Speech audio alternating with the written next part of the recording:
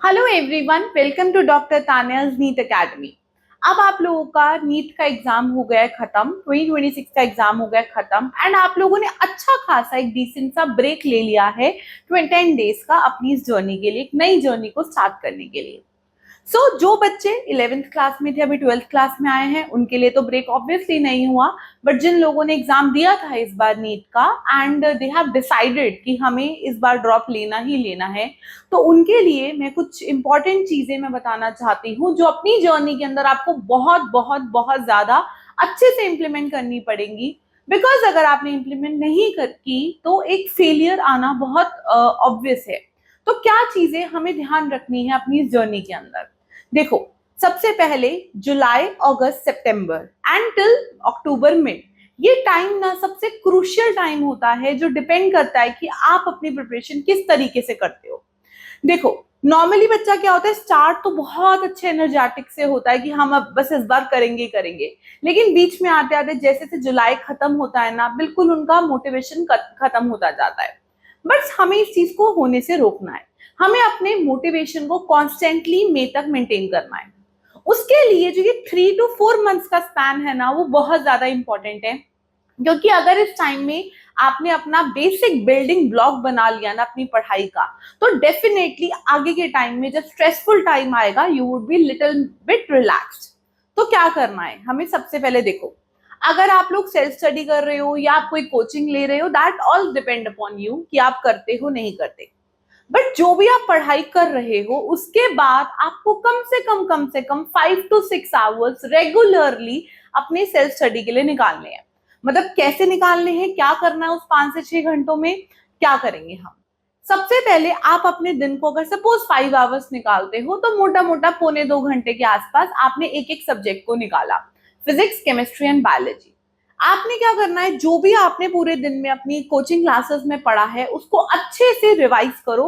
Half an our लगा के, half an our से 45 मिनट्स आपको लगाने हैं उसको अच्छे से रिवाइज करने में। बार बार उसी चीज को पढ़ो और बार बार अच्छे से पढ़ो। किसी पॉइंट पे स्टक होते हो ना तो उसको दोबारा से थोड़ा गूगल करो, एनसीईआरटी को फोकस करो और उस चीज को अच्छे से पढ़ो। जब वो पढ़ लोगे उसके बाद उस टॉपिक के try to solve minimum 10 to 20 questions regularly, मतलब कम से कम 10 से 20 एमसीक्यूज करने ही करनी है। तो आपने 20 मिनट्स ऑलमोस्ट निकाल ली अपने एमसीक्यू प्रिपरेशन करने के लिए। देन उसके बाद जो बचा हुआ टाइम है उसके अंदर ना बुक्स को बंद करके अपने दिमाग में डालो कि आपने आज क्या क्या पढ़ा है उस सब्जेक्ट का। उसको रिवीजन बुक बंद करके अपने आईज क्लोज करके रिवीजन करो। और अगर किसी पॉइंट पे स्टक होते हो दोबारा से अपनी नोटबुक या बुक खोलो और उसको देखो। क्योंकि मेन फंडा आपकी सक्सेस का सिर्फ और सिर्फ दो चीजें होती है। एक, आप कितना इफेक्टिव पढ़ते हो, कितने अच्छे से चीजों को पढ़ते हो, कितना रिटेन करते हो और कितना प्रैक्टिस करते हो। रिटेन कोई भी इंसान कितना भी इंटेलिजेंट हो या कितना भी जिसको लगता है वो अच्छे से नहीं पढ़ पा रहा, उनकी जो जर्नी है ना वो मेनली सिर्फ डिपेंड करती है कि आप कितने बार रिवाइज कर रहे हो। क्योंकि ऑटोमेटिकली जब आप चीजों को बार बार रिवाइज करोगे ना तो चीजें आपके दिमाग में हो जाएंगी फिक्स। तो हमें फर्स्ट डे इस तरीके से अपना टाइम देना है एक सब्जेक्ट को। Then take a half an hour break, एक ब्रेक जरूर लो। एक से दूसरे सब्जेक्ट के बीच में हमें ब्रेक लेना मस्ट है। अगर ब्रेक नहीं लेंगे तो हमारी वैसे भी एफिशिएंसी कम हो जाएगी। नेक्स्ट डे क्या करना है, नेक्स्ट डे आपने जो भी कल की क्लास में पहले पढ़ा था ना, जिसको आपने कल इतनी बार रिवाइज करा है, उसको भी रिवाइज करो एंड देन अपना आज का रिवाइज करो। 2-3 दिन तक ऐसे आप बार बार अगर चीजों को रिवाइज करोगे ना, मैं श्योरिटी से बता सकती हूँ आपके दिमाग में चीजें बैठने लग जाएंगी।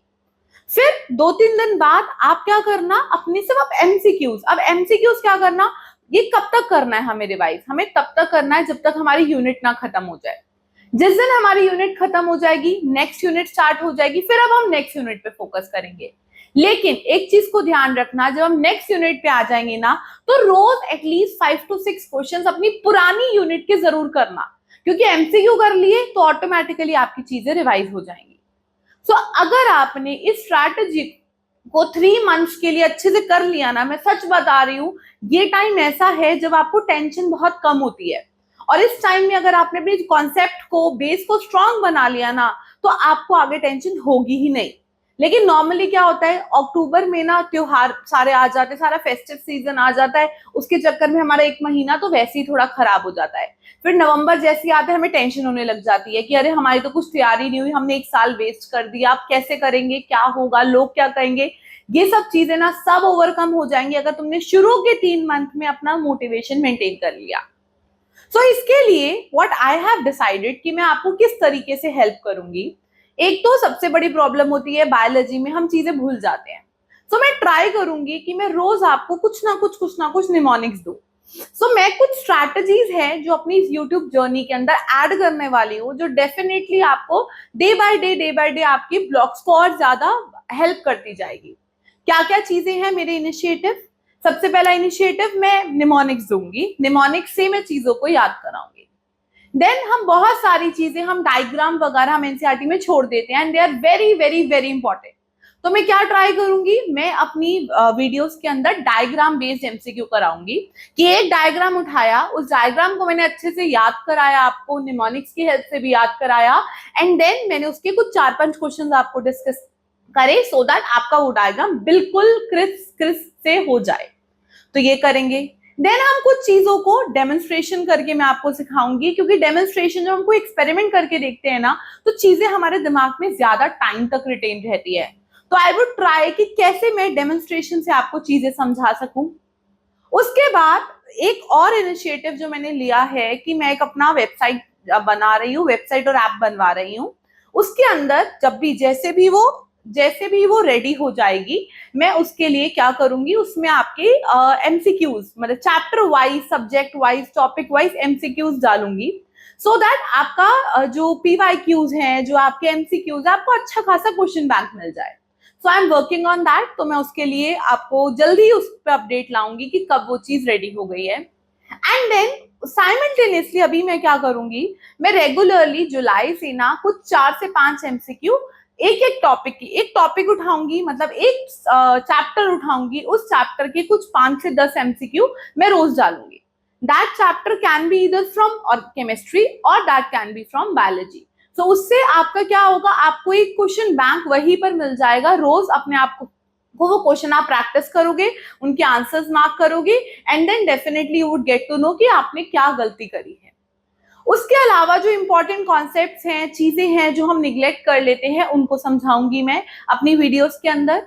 एंड देन जो आपकी ऑर्गेनिक केमिस्ट्री होती है, जिसमें हम चीजों को मिक्स कर देते हैं, हमें रिएक्शन समझ नहीं आती। So what I have plan कि मैं रैंडमली कुछ भी, अगर मैं कोई कॉन्सेप्ट समझाया, उसके बाद ना मैं उसका एक क्वेश्चन लेकर आऊंगी कि इससे ये बनाओ, इससे ये बनाओ, इससे ये बनाओ, सो दैट मल्टीपल चीजें आपकी एक ही स्लाइड के अंदर कवर हो जाए और आपका रिविजन भी हो जाए। ये मेरे स्टेप्स हैं जो मैं करने वाली हूँ आप लोगों के साथ। एंड अगर किसी को भी कोई असिस्टेंस चाहिए, कोई हेल्प चाहिए, किसी टॉपिक में आपको कोई बहुत ज्यादा डाउट हो रहे हैं, तो आप कमेंट के अंदर मेरे को बता सकते हो कि आपको किस चीज में डाउट है। मैं उनकी वीडियो जल्द से जल्द लाने की कोशिश करूंगी। एंड अगर कोई डायरेक्टली मेरे से कनेक्ट होना चाहता है, तो मैं मेल आईडी अपनी इस वीडियो के अंदर डाल दूंगी। आप उस मेल आईडी पे मेरे को मेल कर सकते हो कि आपको मेरे से क्या स्पेसिफिक हेल्प चाहिए जो मैं आपको करूं, सो दैट आपकी नीट की जर्नी इजी हो जाए। ये सारे मेरे इनिशिएटिव्स हैं जिनको मैं आज से स्टार्ट कर रही हूँ, एंड आई होप कि आपको इन सब चीजों से हेल्प मिलेगी। Thank you so much and all the best, very all the best for your exam preparation.